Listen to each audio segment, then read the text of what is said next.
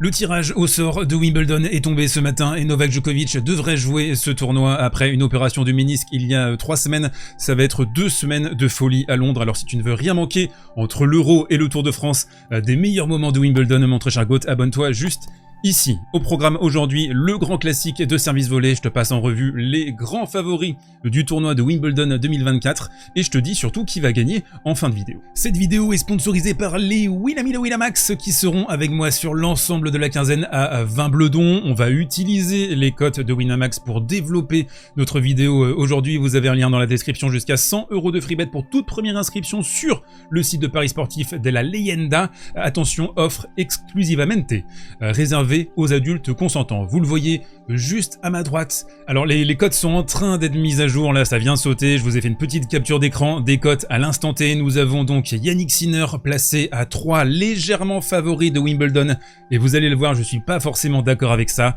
Carlos Alcaraz juste derrière à 3,25, Novak Djokovic à 4,50, donc on a vraiment un trio de tête favori devant Alexander Zverev à 17, UBB à 20, Alex de Minaur à 25, Jack Draper 25 également, Medvedev, Berrettini à 30. On va couvrir tous ces joueurs et je vais vous dire si je suis d'accord avec ces cotes ou pas. Allez, on attaque avec le premier des 3 favoris, pas forcément dans l'ordre, vous allez le voir, Jannik Sinner. Alors Jannik Sinner, c'est 38 victoires, 3 défaites simplement cette saison.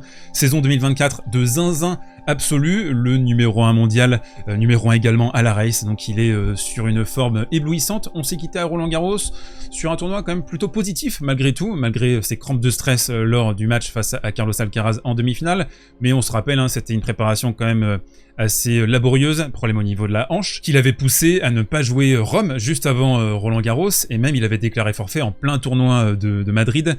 On a vu également qu'il a calé physiquement aussi face à Carlos Alcaraz en demi-finale à Roland Garros. Dans le 4e et dans le 5e, on voit, il y a un joueur qui est au-dessus sur le plan physique, et c'est Alcaraz. Sinner, il a toujours pas vraiment résolu ses questionnements sur son endurance, son physique, sa capacité à enchaîner les efforts brutaux jour après jour. Bon là, il y a un jour de repos en Grand Chelem. Il y a peut-être aussi cette conscience de la rivalité avec Carlitos, qui devrait peut-être retrouver d'ailleurs en demi-finale à Wimbledon sur ce tournoi. Cette conscience de leur rivalité qui a peut-être abaissé la qualité du match en demi-finale à Roland. Ce côté physique, c'était également la raison principale de sa défaite à Indian Wells. C'était en mars, face à Carlos Alcaraz, il avait flanché physiquement. Alors, il y aura quand même un bon côté sur le gazon, c'est que a priori, il n'y a pas vraiment de duel physique sur cette surface. Le gazon, justement, parlons-en pour Sinner, titré à Halle, son seul tournoi préparatoire. Vous avez suivi la préparation sur gazon, Halle, le Queens, Eastbourne, Majorque également, qui se joue là à l'heure où j'enregistre cette vidéo. Alors, il a remporté ce tournoi sans vraiment jouer un tennis flamboyant, je trouve. Ça a rarement été méga impressionnant. Et c'est ça qui est très fort avec lui désormais. En plus, quand on regarde attentivement, il a passé un très gros tableau, je trouve. Il a battu Hubert Hurkacz, Struff, Marotzan, Griekspoor au premier tour. Il faut savoir que contre Griekspoor, il est mené 1-7, 0-40. On est au cœur de la deuxième manche. Donc il y a un énorme danger à ce moment-là. Mais non, il est vraiment full focus, quoi. Il a un niveau moyen qui est redoutable désormais. Il perd rarement le fil de ses rencontres. C'est rare hein, de voir Sinner s'échapper comme ça pendant 20, 30, 40 minutes. Il est méga concentré. Son socle tennistique est ultra solide. C'est peut-être le socle tennistique le plus solide à l'heure actuelle. Son compromis puissance-sécurité qui est hors de ce monde. Et surtout, en fait, il a un tennis qui est ultra asphyxiant. Et ça lui permet de dégoupiller, de décapsuler 99% des joueurs du circuit. Un point sur lequel je voudrais insister et qui est très important sur le gazon également, c'est à quel point son jeu sous pression est devenu phénoménal. Et là, on voit hein, tous les progrès qui ont été effectués depuis 12 mois. Un autre secteur très important sur gazon, je vous apprends rien, c'est le service. Et d'ailleurs, quand on observe attentivement les statistiques sur le site de l'ATP, les stats avancées, eh bien on le voit. Sinner est en 3e position sur ce coup. Il est derrière Hubert Hurkacz, numéro 1, et Alexander Zverev, qui est 2e. Donc il a vraiment progressé sur ce coup. Et surtout pour moi, ce qui me marque le plus, c'est à quel point il est capable de l'activer quand ça compte. quand c'est important, à 0,40, à 15,40, quand il a des balles de break à sauver, il va réussir à taper des aces, à taper des services gagnants. Et ça, c'est prodigieux, quoi. Vraiment, on voit qu'au niveau mental, le gars, il a passé un cap assez monstrueux.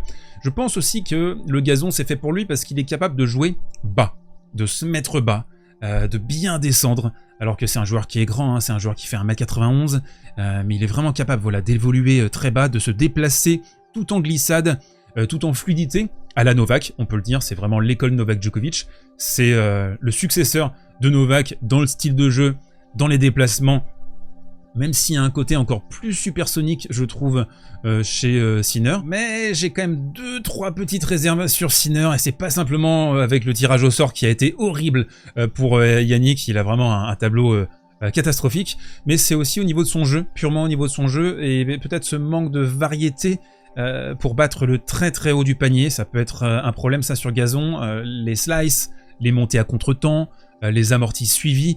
On sait qu'il est capable de le faire, mais il faut être capable de le produire en constance, en fluidité, sur 3, 4, 5 sets, sur gazon, une surface qui valorise les profils techniques.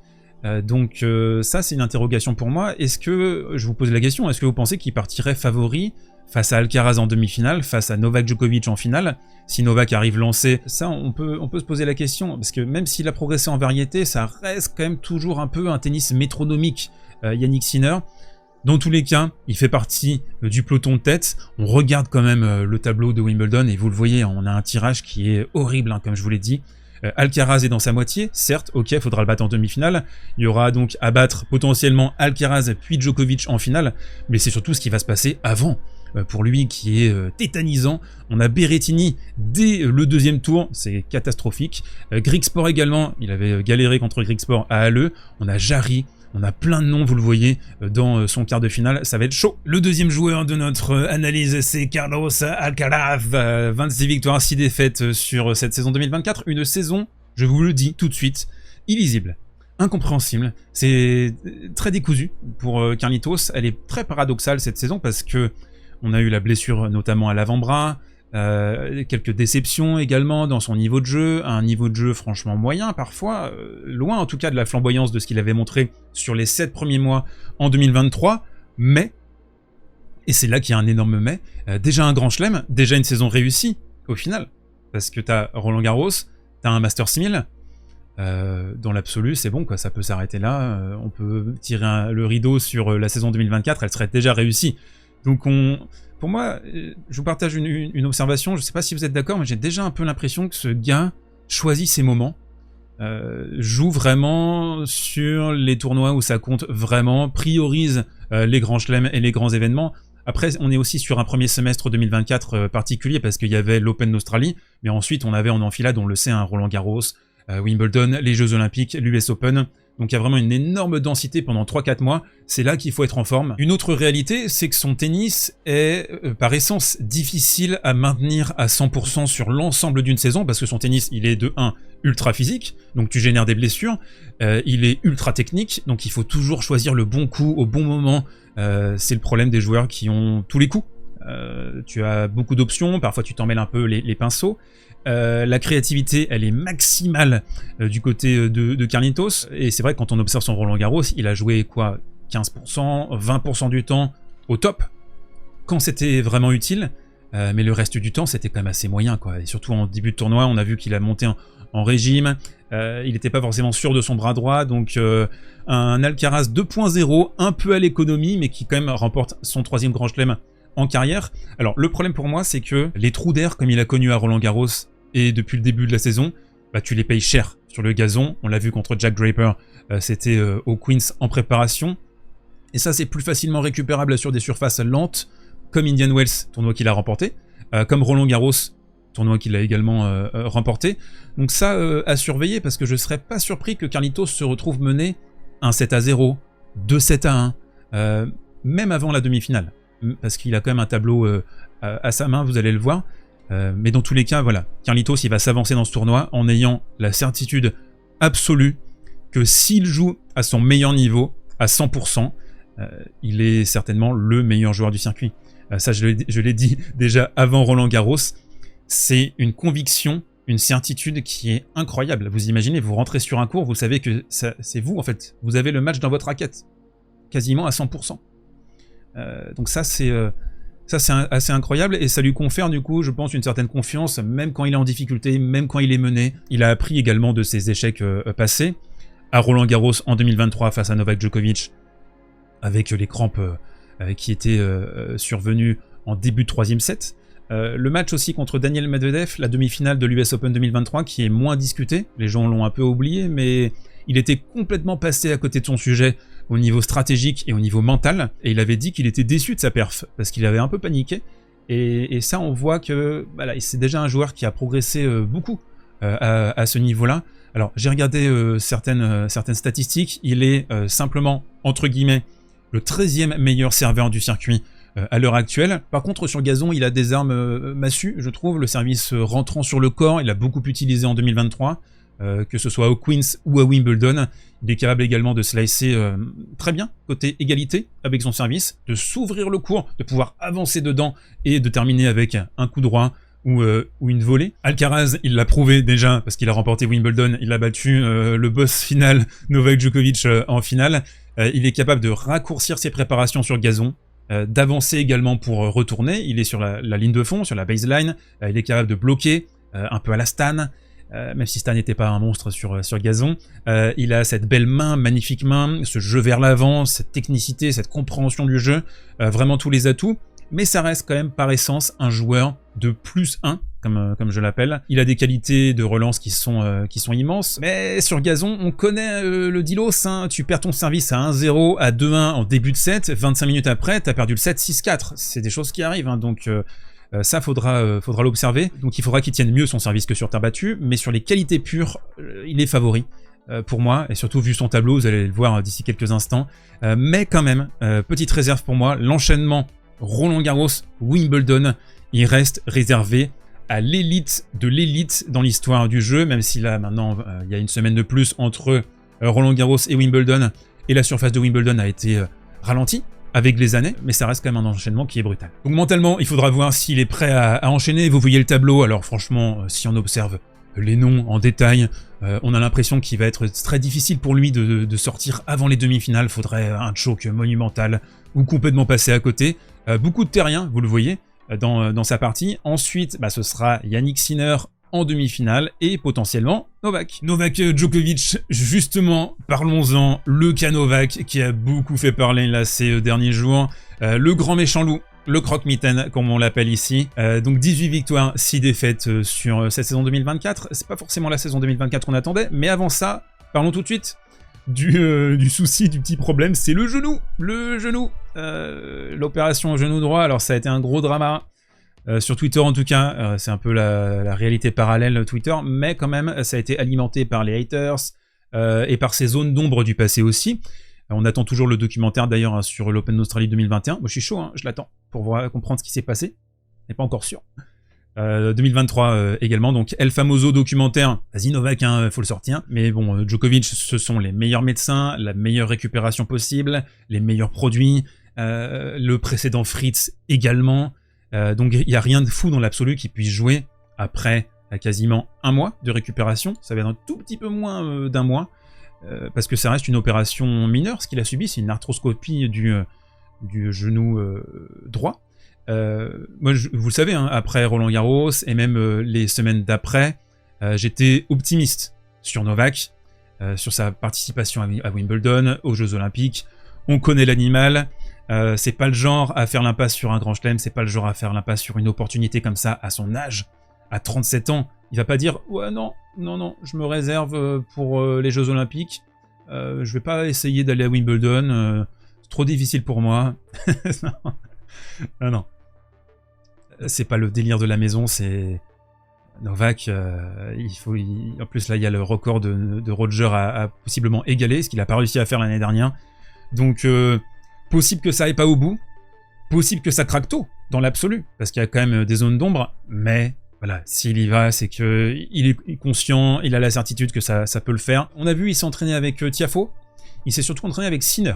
Contre Sinner, il a perdu le premier set, il menait 2-1 dans le début de la deuxième manche, ils ont arrêté l'entraînement à ce moment-là. Mais bon, la vraie question, c'est quel niveau va-t-il avoir? Est-ce qu'il va être capable de enchaîner, d'encaisser la charge sur du best of 5, même si on est sur gazon. Et au-delà de ça, hein, moi j'ai quand même une mini inquiétude, c'est que Novak, on l'a beaucoup vu se casser la binette, se casser la poire sur gazon ces dernières années, surtout sur les premiers jours, parce qu'il glisse beaucoup, les reprises d'appui, etc. On l'a vu se cabaner la face plusieurs fois, mais on était dans des conditions un peu pluvieuses, beaucoup très, énormément. Donc une humidité stagnante qui se dépose sur la surface du gazon. J'ai regardé les prévisions météo d'ailleurs juste avant d'enregistrer et Londres devrait être globalement sec sur les premiers jours de Wimbledon. Il y a un tout petit peu de pluie qui est prévu, mais ça devrait pouvoir le faire. Alors la question que je vous pose, c'est est-ce que c'est une folie de jouer ce tournoi? Parce que j'ai vu ça sur les réseaux, même du côté des fans de Novak. Donc est-ce que c'est une folie? Est-ce qu'il a raison de le faire? Je vous pose la question, mon avis à moi, c'est que... Ah non. Novak et le gazon, je vais pas vous refaire le film, c'est un monstre absolu, dans un genre différent des Sampras, bien sûr, des attaquants de l'époque, des serveurs volleyeurs, et même de Roger, qui en 2003 faisait du service volley, en 2004 un petit peu moins, et ensuite, progressivement, est devenu un joueur de pure attaque, de baseline, en étant capable de mixer et d'avancer et de terminer à la volée. Novak, c'est un style différent. C'est un style plus barbelade, géométrie. C'est une adaptation à la marge de ce qu'il est capable de réaliser sur les autres surfaces, mais avec une efficacité, comme toujours avec ce joueur redoutable. Maintenant, voilà, la question c'est est-ce qu'il va pouvoir jouer aussi bas qu'il a l'habitude de pouvoir le faire sur gazon, avec son genou? Ça, c'est une question. Il y avait d'ailleurs déjà eu une alerte sur ce genou avant Roland Garros. Il a dit, hein, c'est une zone qu'il avait à l'œil, qui était traitée en prévision.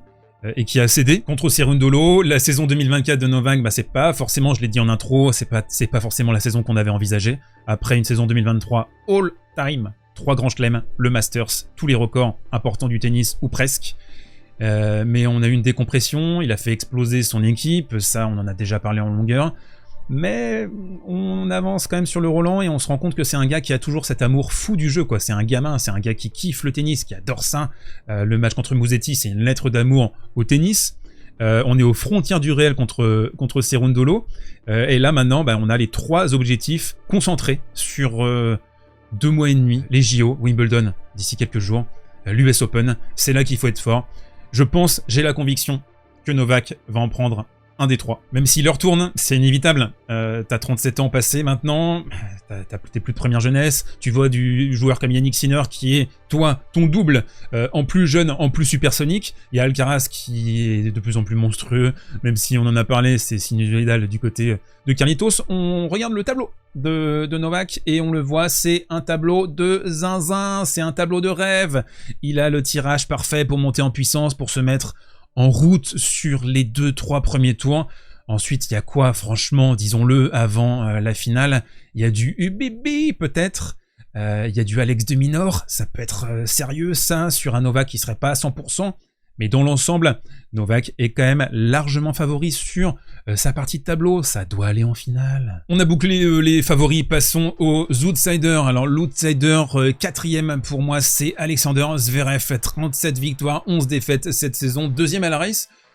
Passe quand même très rarement à côté de son sujet en Grand Chelem désormais, depuis 2020 à peu près. Mis la défaite précoce, c'était à l'Open Australie en 2023 face à Mo, où il revenait après sa grave blessure à la cheville. Il fait une demi à Halle en tournoi préparatoire, sans montrer un niveau de fou, cueilli par UBB Urkach. Alors attention, Zverev n'a jamais brillé à Wimbledon. Il a fait 2 huitièmes de finale en 2017 et en 2021, mais aucune deuxième semaine sinon.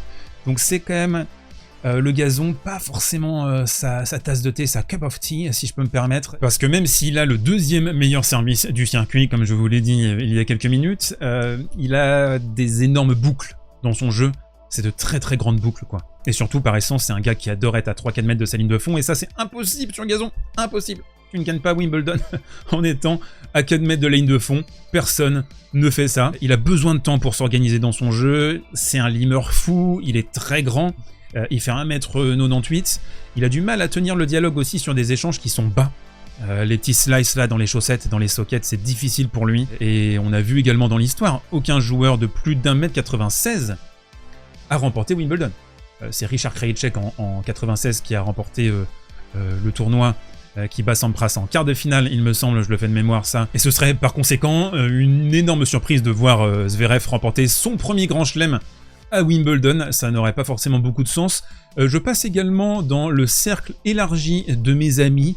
Hubert Hurkacz, meilleur serveur du circuit, se déplace plutôt bien sur la surface, je trouve. Il représentera certainement la menace la plus dangereuse pour Novak dans sa partie de tableau. Il avait d'ailleurs fait un match de zinzin. L'année dernière, il avait servi comme Jaja. Énorme. Revers de grande qualité, Hubert Hurkacz, magnifique main, sous-côté, hein, sa main, sa volée, son jeu vers l'avant. Donc son revers, il le garde très bas. Vraiment, il a un bon jeu pour le gazon. Par contre, piètre relanceur, coup droit sous pression, terrible, catastrophique. On l'a vu contre Novak l'année dernière. Et rarement bon aussi, disons-le, sur le format en 3-7 gagnant. Dans les outsiders, j'ai également placé Alex de Minaur, 7ème à la race, de grande qualité intrinsèque pour bien jouer sur gazon. D'abord, il aime ça, il adore jouer sur la surface, il se déplace bien, il garde la balle bien basse, notamment en revers, il tient l'échange, donc c'est dans un style à la Lleyton Hewitt, dans cette philosophie de tenir l'échange, d'être capable aussi d'aller vers l'avant, de terminer les points au filet. Il a progressé en termes de volume physique aussi, c'est un gars qui a un coup droit plus puissant. On l'a vu d'ailleurs sur terre battue, capable d'organiser avec ça. Beau titre à Sarto Game-Bosch en transition de Roland Garros, j'avais trouvé très convaincant. Peut-être que son premier tour au Queens, élimination précoce, c'est bien. Il a pu se recharger un peu voilà, les batteries mentalement, parce qu'il a fait une grosse saison sur terre battue, hein, la meilleure saison sur terre battue de sa carrière. Alors attention quand même, il y a un mais, il y a un bémol, c'est qu'il a gagné simplement que 7 matchs sur toute sa carrière à Wimbledon en 5 participations.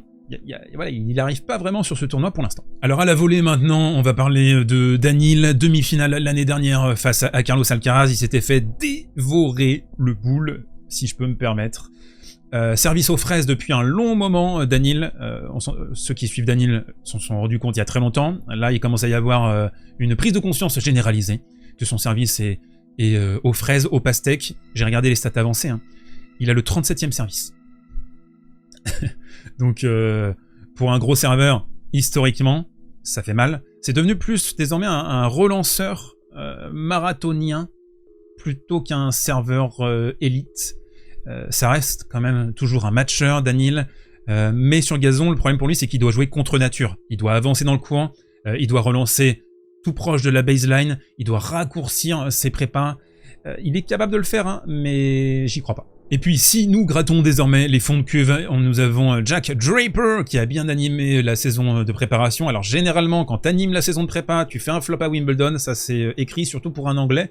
La question c'est est-ce qu'il peut étirer son buzz sur Wimbledon? Il va être très attendu du coup, d'une façon peut-être un peu abrupte, on verra. Mais en tout cas il a un jeu magnifique sur gazon, il est capable d'avancer, le service extérieur côté avantage qui est délicieux, son revers capable d'envoyer des attaques fusantes avec son coup droit qui prend mieux aussi je trouve sur gazon. Il a une grande expérience de la surface, il a grandi dessus, son papounet c'était le DG je crois de la fédé anglaise, donc voilà, comment on dit, un Nepo Baby. Et le dernier joueur de cette liste, c'est Matteo Berrettini, Clutchitini, qui va donc jouer potentiellement Yannick Sinner au deuxième tour. Ça va être une dingue. Dans l'absolu, top 5, top 6 sur la surface, mais pas beaucoup de refs récemment, un joueur qui se blesse beaucoup. Qu'est-ce que ça va donner sur le format en 3-7 gagnant, sur l'intensité mentale, parce que ça aussi c'est quelque chose que tu perds si tu joues pas énormément. Mais bon, c'est plutôt du côté de Sinner, moi, que je vois le Dilos. Je me dis, se taper ça en deuxième tour, franchement, il va falloir être très très costaud parce que c'est une menace, c'est un finaliste de Wimbledon déjà, contrairement à Sinner, donc il y aura un gros match déjà sur cette première semaine. Après avoir dit tout ça, mon vainqueur de Wimbledon 2024 se nomme Carlos Alcaraz. Ouais. Je sais, peut-être un peu étonnant. J'étais pas parti là-dessus, hein, si vous voyez mes notes, j'étais parti sur Yannick Sinner, mais là le tirage au sort m'a fait basculer pour Carlitos. Je pense qu'il a un tableau qui est plus simple. Il faudrait qu'il fasse absolument n'importe quoi pour sortir avant les demi. Par contre, c'est vrai que si Sinner arrive en demi, Il aura battu quand même des joueurs très très costauds, donc il aura peut-être une confiance supplémentaire, mais Sinner doit se taper Carlitos et potentiellement Novak sur la partie basse. C'est vrai que quand on regarde la partie basse, elle est plus faible, donc ça rehausse nécessairement les chances de Djokovic. Donc vous l'avez compris, 3 gros favoris pour moi et des outsiders lointains. Ça devrait se jouer entre Sinner, Alcaraz et Djokovic, sauf énorme dinguerie, qui est toujours possible à Wimbledon, même si c'est... Au final, on se rend compte qu'il y a rarement des vainqueurs surprises à Wimbledon. Il y a toujours une forme de logique. Même s'il peut y avoir des upsets en début de tournoi, c'est rare de voir des grosses dingueries sur le vainqueur final. On se retrouve dès le début de la semaine prochaine avec le Max enfilé à 11 h le lundi et des digests au quotidien sur le Wimb de 2024. Donnez-moi votre favori dans les commentaires et on se retrouve très vite pour de nouvelles aventures. La bise.